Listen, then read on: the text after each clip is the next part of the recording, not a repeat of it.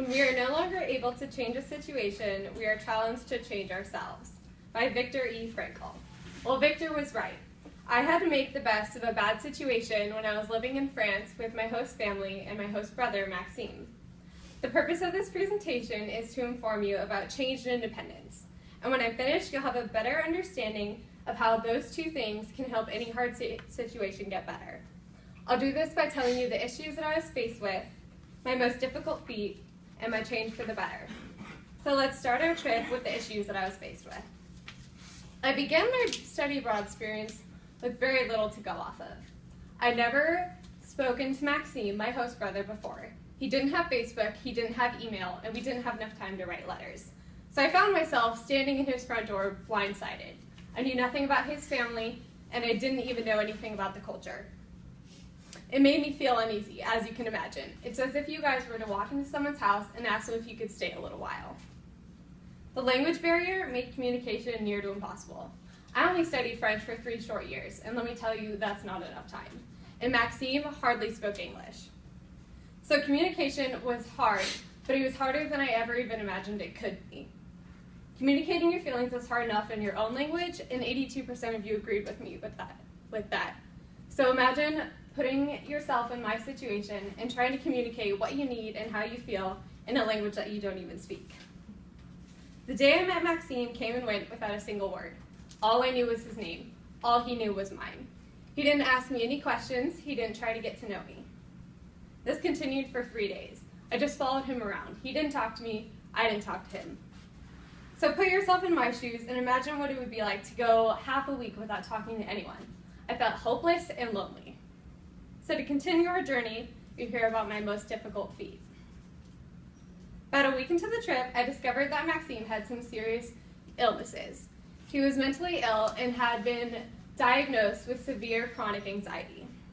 Maxime suffered from this since he was little and was medicated for it, but that doesn't change who he is.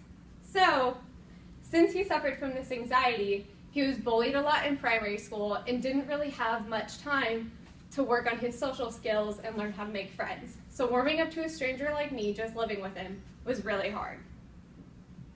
All the social issues that Maxime faced resulted in an unusual experience on my part when I went to school.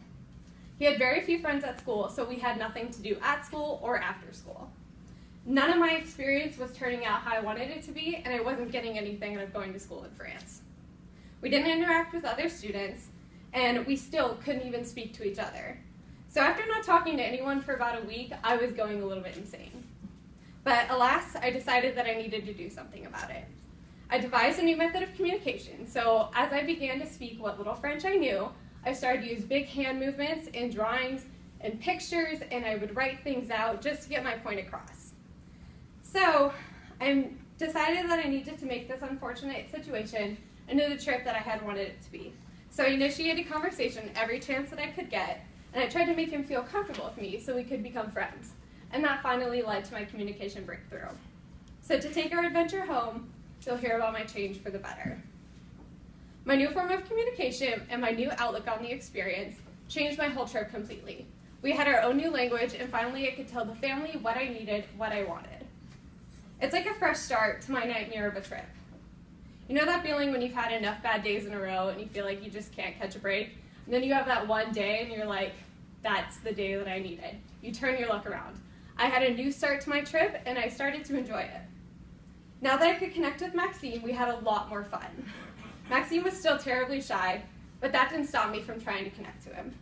We started actually becoming really good friends, and we learned a lot about each other. I learned that he wanted to speak more English, so I started to give him English lessons, and we made him a Facebook so that we could stay connected when I left. And he learned that I wanted to travel more. So his family decided to take me to Paris, and Disneyland Paris, and even take me to Belgium for a couple days. And by the end of the trip, I had really made my experience into what I wanted it to be, and I did that by myself.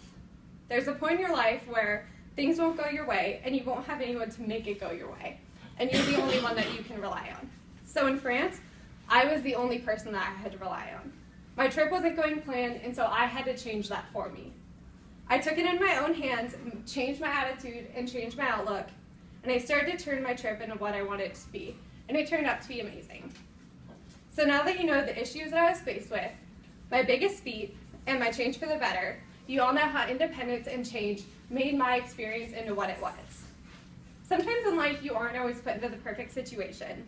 Those with a sense of independence who are willing to change their outlook are the ones who will get the greatest out of every moment in life. So never forget the wise words of Viktor Frankl.